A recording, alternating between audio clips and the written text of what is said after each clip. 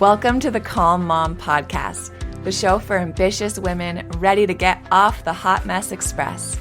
I know you've got a lot going on. You work so hard, you're raising an incredible family, and sometimes it can be overwhelming. I'm your host, Michelle Grosser. I'm a certified master life coach, attorney, wife, and mom. And years ago, I was right where you are. I was running a busy law practice while raising a family, and I was on the fast track to burnout. I thought I just needed to be more organized or have better routines, but it was learning how to heal and regulate my nervous system that expanded my capacity to gracefully hold more of this big, beautiful life. You too are worthy of an extraordinary life in and beyond motherhood. Learning to be a calm, anchoring presence in your home and at work is going to be your superpower. If you're here to do the inner work that brings a sense of calm amidst the chaos, I'm here to join you on that journey. Each time you press play, your growth continues. So let's get at it. You are listening to the Calm Mom Podcast. It's Michelle here. Welcome back. If it's your first time with us, welcome. So grateful to have you giving of your most valuable resource, your attention, and your energy and your time. So thanks for being with us. On our end, we are celebrating Jeff's birthday tomorrow. I'm so excited. He's turning 46. The girls have spent all morning making, adorable cards and filling in these little fill in the blank quizzes about their dad that were hilarious. And it ended with this question. It was like, if I could tell my dad one thing, I would tell him. And Ashton put, I love you, which is, aw. But then Amory puts, you're not old, you're just getting ripe. And I'm like, where did you get that? That's hilarious. And then afterward, I found this thing on this, it's a website called, let me see if I can get it for you guys, amazingco.me. But it is a scavenger hunt picnic in your neighborhood. So our new neighborhood in Houston was one of the neighborhoods that you could choose. And it's basically going to send us on a scavenger hunt to 3 or 4 different restaurants in the area where we're going to pick up different components to our picnic. And then at the end of it, it'll have us at a park and we'll be having a picnic there with the items that we picked up. That's what we're going to do to celebrate Jeff's birthday for lunch. So I will let you guys know how that goes. It's going to be 90 something degrees in the middle of the day in Houston. But I'm believing it's going to be awesome. So stay tuned. Pictures to come, I'm sure. All right. Today, I want to give you guys 4 ways to calm your nervous system pretty quick. So in 5 minutes or less. These are things that you can do, in your car. You can do them in the elevator. You can do them, hide away to the bathroom. That's one of my favorite spots. Go to the bathroom, lock the door, go to the garage, go to the driveway, get in your car. These are super helpful and super quick. So I give them to you because they're helpful and they're quick. And I also give them to you with a caveat because when it comes to regulating our nervous system, some of these quick practices, are helpful, but there are foundational, big picture, macro level practices that will help us regulate things like healing trauma, slowing down, setting boundaries, processing our emotions, staying hydrated. Those are the big things that if we are ignoring those or neglecting those, I don't want us to be a people who's constantly running to these little in the moment band-aids ultimately is what they are, right? They're helpful, but we have to get under it. Why are we feeling so dysregulated to begin with, right? I don't care how many breaths you can take if you're ignoring this big trauma that needs healing and attention, right? I don't care how many breaths you take if you're setting really poor boundaries or no boundaries at all. And that's just continuing to stretch you and make you feel crappy, right? I don't care how much you can breathe if you're really good at repressing and suppressing your emotions. You're just going to continue to feel dysregulated. So these in the moment tools can help us regulate when we're feeling activated, and they are super helpful, but just hear me. Because if we don't heal what's causing us to feel so dysregulated in the first place, you guys, then we are just kind of slapping a Band-Aid, right? Then we're one of those people that just has all these quick fixes and this microwave, society of make me feel better right now. And that's not what I teach. That's not ultimately what we stand for here at the Calm Mom. I want to give you guys foundational information that's really going to help you heal from the inside out to feel more regulated. But yeah, sometimes we feel activated in the moment. And in that case, it's really good to have some tools that can help bring regulation to our nervous system that are simple and quick. Cool. So I'm going to give you these. Let's not become overly reliant on them as regulation practices, but we're going to use them because they're super awesome and they're helpful and I use them. But also notice, if every morning you're feeling like so anxious or activated or irritable or burned out, don't ignore that, right? I urge you, don't just bypass that and jump into one of these practices. Don't bypass what's actually causing that anxiety or activation or irritability or burnout, and then go to these regulation resources to try to make it go away. Got it? Okay. All right. With that caveat, here are 4, I think, awesome ways to calm your nervous system in 5 minutes or less. And I want to give you the technique. And I also want to give you the science behind how it works. And then I'll teach you guys how to do each one. So the first way to calm your nervous system in 5 minutes or less, you guys know this is my favorite. I teach it. If you were with me on the de-stress protocol a few weeks ago, we started here. For me, it's one of the fastest ways I can discharge a lot of activating energy in my body. And it's shaking. Shaking is the first way to calm your nervous system in 5 minutes or less. So let's talk about the science. Shaking is a natural way for our body to release excess energy stored in our nervous system. The best way for me to describe how this works in animals, right, and us humans as animals, is, if you have ever been around a dog who gets really excited about something, or if they think they see, at least my dogs, when we lived in Miami, they would always see lizards in the backyard, or they would see a peacock in our backyard. And they would just run out our back door and instantly in fight or flight, right? They would just they're completely in their lizard brain and they were just bam, attack mode. And then, the lizard would climb the fence or the peacock would fly away. And what would they do after to release all of that energy? They would shake. We've seen dogs do it, right? They just kind of shake their whole body. Animals in the wild do that. They shake after a stressful event. And it helps them to discharge all of that built up adrenaline, and it helps their body return to a calm state. They intuitively, instinctively know how to do this. We are no different. Shaking activates the parasympathetic nervous system. That's where we feel calm and regulated. That's our rest and digest state. So when we shake, that helps to activate our parasympathetic nervous system, which helps us to release tension and discharge stress hormones like cortisol and adrenaline. Shaking also releases muscle tension. So you guys know, if we are feeling stressed, if we are feeling nervous, if we are feeling worried about something, what does our body do when it senses something not good, right? It braces. If we get spooked or we get startled, we brace, right? It's the first thing that we do. Our body holds so much tension from stress.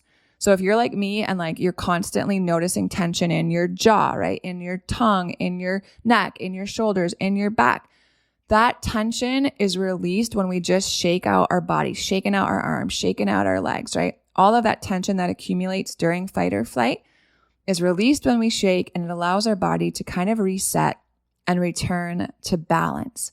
So how do we do it? How do we do it? Well, it's as simple as it sounds. And I think my best piece of advice to you is don't think about it. Don't overthink it. Don't worry about how crazy or silly you look. Don't worry about if you're doing it right. It's literally shaking. There's no wrong way to do it.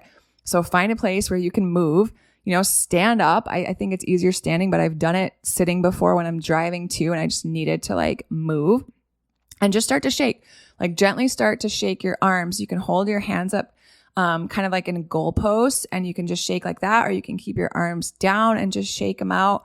Shake out your legs, kind of kick them out and let them shake. You can do some hip circles. You can do the same thing with your torso, kind of gently roll your head, and then just follow the lead of your body, because your body knows exactly what it needs to do to start to release the stored stress.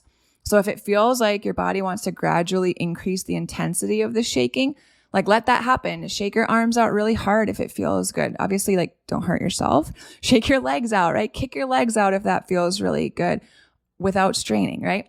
And I promise you, it doesn't take long, you guys. After a minute and a half, 2-3 minutes, you're going to notice a shift, right? Slow it down, slow your movement, slow your breathing, and kind of just start to notice sensations in your body as it starts to shift into that parasympathetic, regulated state, and your body starts to feel more calm. All right. The second one is a physiological sigh, a physiological breath. And this one is one of my favorite breaths. And I love it so much because of how quick it is. But same thing. Let's talk about the science and I'll tell you how to do it. So when we take a physiological breath, or maybe you've also heard it called extended exhale breathing, it really emphasizes just that, the exhale. When we breathe, emphasizing our exhale, lengthening, deepening our exhale, that directly engages, again, our parasympathetic nervous system. What does that do? It lowers our heart rate, it reduces our blood pressure, and it induces this overall sense of calmness in our body. Also, when we really extend this like long, slow exhale, that stimulates our vagus nerve. You guys have probably heard about the vagus nerve if you've been interested in the nervous system. Our vagus nerve is a key player in regulating our nervous system, right? So when we actually are intentional about extending the length of our exhale, that signals to our vagus nerve, signals to our body that we're safe. It's okay to relax. It's okay to feel calm. It's okay to turn off all of the hyper awareness and come out of fight or flight and return to baseline stress level. Because think about it. Nobody who was ever running from a saber-toothed tiger was lengthening their exhale, right? When we run, when we're evading some sort of threat to our safety, what does our breathing look like? It's short and it's shallow and it's quick. So when we come against that and really have long extended exhales, that's a great signal to our body, to our nervous system. Hey, we're good. There's nothing going on. We can relax. And that diaphragmatic breathing, when we really breathe those deep, long breaths from our diaphragm, what does that do as I like feel my body doing it? It increases the amount of oxygen that we take in, right? It reduces our level of stress hormones. It promotes relaxation, and it really helps to counteract the stress response.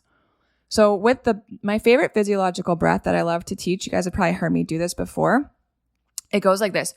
I'll explain it once, and then maybe you guys can do it with me once, and you can do it wherever you're listening to this. And you can teach it to your kids. You're going to breathe in through your nose. Breathe in a deep breath until it feels like your lungs are completely full, all the way to the top of your breath. And then when your lungs feel like they're completely full, you're going to do one more quick inhale through your nose. And then you're going to slowly exhale through your mouth with your lips pursed as though you were breathing out of a straw. Really slow, extended exhale. So we can try it all together now. So go ahead. Breathe in through your nose, in, until it feels like your lungs are completely full. Another quick breath through your nose at the top, and then slowly out through your mouth. Extended, slow, as slow as you can exhale. And as you're doing that, you can even do another one on your own count. Now, as you're exhaling, feel it just melt away. Feel your shoulders start to drop. Feel your jaw start to release. Feel your tongue come off of the roof of your mouth, right? Feel that tension just start to melt away. And guys, you repeat that 3, 4, 5 times. I mean, that takes 20 seconds, 30 seconds. Just notice how your body starts to feel calmer with each breath. So that's the second one. The third way to calm your nervous system in 5 minutes or less is cold exposure. Cold, right? Temperature changes, Cold exposure, maybe it is cold water immersion. You guys have people can't shut up about cold plunges and ice baths and all of those things. Cold showers, right? I don't have a cold plunge, but sometimes when I'm taking a shower, I'll just turn it cold for the last, 20, 30 seconds.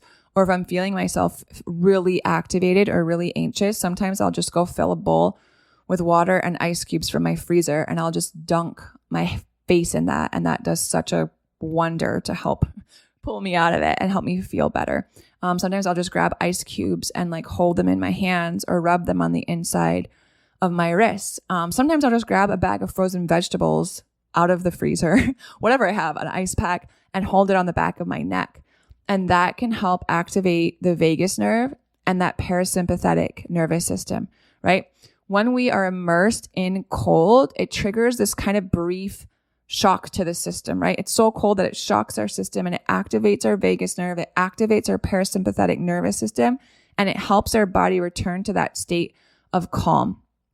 Exposure to cold and cold water, it also increases the production of norepinephrine. Norepinephrine is a neurotransmitter that really helps our focus, and it also really helps improve our mood.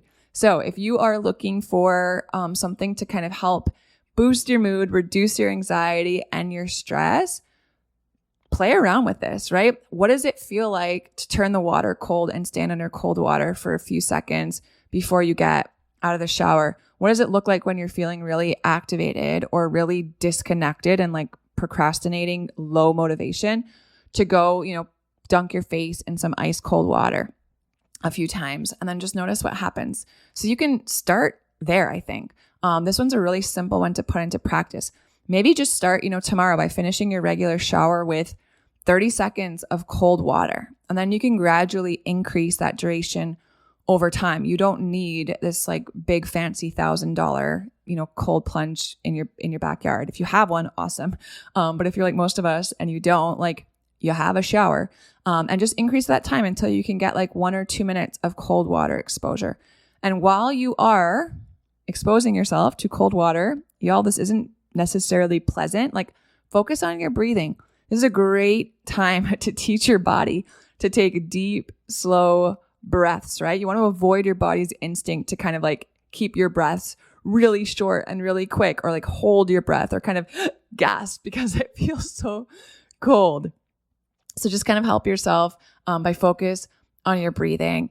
And if that feels like too much, man, just start with splashing some cold water on your face, using some cold packs in your neck, the back of your neck, your chest, just to kind of activate that vagus nerve and just see what seems to work best for you, right? A lot of this is a process of trial and error. So you try one resource and you're like, man, that was so helpful. I noticed this marked difference in the way I was breathing and the way I was feeling. Guys, awesome. Tuck that away and use that again over and over and over again. You're not going to desensitize your nervous system. It's not going to become less efficient or less effective. Keep using it. But if you try something on the other hand and you're like, I don't know if that really worked for me, I'm not sure I feel any different. That's okay. That's okay too. That's just information. Different resources work differently on different nervous systems. That makes sense, right? So if you try something, any of these today really, and you don't find much of a difference, no harm, no foul. You just try something else the next time, okay? All right, the last one for today. The fourth way I want to give you guys to help calm your nervous system in 5 minutes or less. Number 4 is social engagement. Social engagement, connecting with other human beings. This also works with connecting with animals or pets. And here's the science behind it. When we engage with other people, we have a social nervous system, you guys. And that social engagement activates the ventral vagal complex. That's the part of our parasympathetic nervous system that makes us feel safe. It makes us feel connected. And that helps to regulate our nervous system. That helps to ease anxiety. So simple things, right? Eye contact, being listened to and listening to someone else, right? Someone else's nonverbal cues. Maybe it's a smile. Maybe it's a reassuring touch or a hug. All of these things can stimulate the release of a hormone called oxytocin. That's our love hormone, our bonding hormone. And when that is released, it calms our nervous system and it reduces our stress response.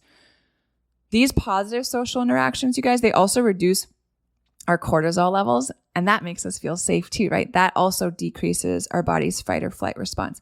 The key here, you guys, is it's social engagement that makes you feel safe and at ease. So this is not necessarily just hanging out with people. This is hanging out with people who make you feel safe and at ease. So be discerning. Set your boundaries, right? Because if this is true, that hanging out with these types of people can bring calmness and safety to your nervous system, the converse is also true, right? Hanging out with people who are super triggering and cross every boundary and are activating and disrespectful and gossipy and loud or whatever it is, that can also send you into a fight or flight response. It's not what we're trying to do here, right? So where do we start? Man, call someone you love. Call someone you love. Maybe there's someone in your life that you haven't spoken to for a while. You haven't sent that text to you've meant to send. You've been trying to set up a coffee date with one of your girlfriends or with a family member for a while, or with that new mom that you met and you haven't done so yet. Guys, this is your sign. Do it now. Get together. Reach out. Focus on listening, right? Turn up that empathy and that compassion and that connection. Maintain eye contact. Physical touch. Like sometimes, yesterday actually, I could tell my husband was just feeling discouraged. We're still not in our house. I don't want to talk about it every day on the podcast because I'm going to bore the heck out of you guys. But it's been 5 weeks and we have been in hotels and bouncing around from Airbnbs. One Airbnb of which has been beautiful and clean and amazing. All the others have been like subpar, even though they look nice online, right? So it's like, it can get discouraging. And I could just tell he was discouraged yesterday. And without saying a word, I just went over because I understand about the release of oxytocin, right? I understand what it does for our nervous system. I understand the power of a 20-second hug. Like this is scientifically proven, you guys. And I just grabbed my husband in the kitchen and I just hugged him until he let go. And it was longer than 20 seconds. And he needed that. Like I could just feel him regulating as he was connecting with me, as that oxytocin was releasing and calming his nervous system. And guys, it doesn't have to be in person, right? We can FaceTime our people. We can call them up, and just hearing our loved one's voice over the phone, all of that can activate this social engagement system that regulates our nervous system. So just be really mindful, right? Be present, put your phone away, really tune into the conversation. And I promise you that's going to help bring your nervous system into this beautifully regulated state. All right, you guys, I'm believing this was helpful. If you learned anything today, if you found any encouragement here, if you're curious to try any of these, and you do, and you find that they help, would you please leave the Calm On Podcast a 5-star rating and a short review if you haven't done so yet? I would be so grateful. My goal is to get these resources and this information in front of as many people as I can. And if you could partner with me in that by leaving the show a 5-star rating and a short review, I would be so grateful. I love you guys so much. I will talk to you soon. Have a good one. If you love Mommy's Podcast, leave a review. If you enjoyed this episode, it would be so awesome if you could take a moment to subscribe and rate the podcast. And if you have just a few more seconds to leave a quick review, they really help to get this podcast out to other moms like you. I read every last review, and trust me, when it's late at night or early in the morning before my kids get up and I'm working on bringing you all of this content, your reviews are what keep me going. Leaving a review is truly the best way you can thank me. And of course, DM me on Instagram. I love to hear from you. Thanks for listening to another episode. Head over to the show notes for this episode and all past episodes at michellegrosser.com, where you'll find free resources and more ways to connect with me. If you love the show, share it with a friend. Thanks again for tuning in. We'll see you next time.